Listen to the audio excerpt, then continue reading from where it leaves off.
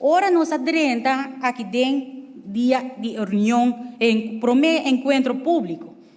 Para nós estava mais evidente que 3 ministros não, que está encarregado e que lo tem que percorrer para criar a solução para o grupo de pescador aqui, não estava ribulinha.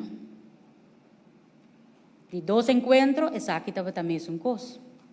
Se apone, vai over na reunião pública e que a resulta culmina de uma moção que queda unanimemente aprovada, que nós aduna tarefa específica para que nós está aqui dentro, para dar uma contestação concreta na grupo de pescador.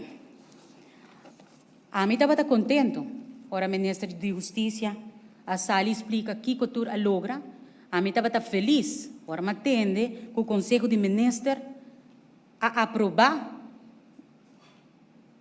e voor Antwerpen aqui não e o gedoogbeleid.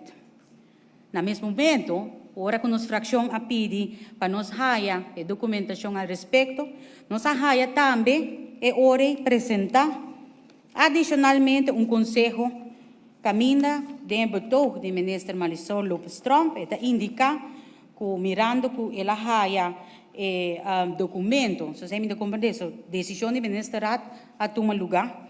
E que me ora nota tu documento, dus a pedi conselho riba voor Antwerp final, passou o ministro Becker avisa de su entro que ela tem devidamente conta com o conselho de DNM, de PNA, de DWZ e demais stakeholders. Eu remiti uma pergunta específica. Passou a mim que mira em linha, a mim que mira em sostém, a mim que mira que em verdade o gedoogbeleid aqui está a carga do governo. Então, me dá especificamente, então, me mostrava, senhor presidente, então, tá bom para ministro também mira, sabe que do que me está referindo na gente, sabe que é o ministro Lopes Trump a entregar. Então, me vai fazer a seguinte pergunta. A primeira página, derde linha, e frase não, que queda subrayar e está na corra. Então, me vai ler, senhor presidente, para ahorita me pergunta específico na ministra, tá?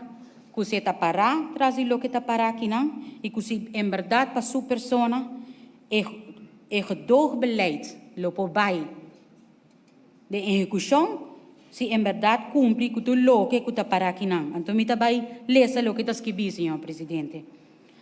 Voordat overgegaan wordt op het gedoogbeleid, volgt hier een opsomming van hetgeen nog in de 2 LB-hammen dienen te worden geregeld.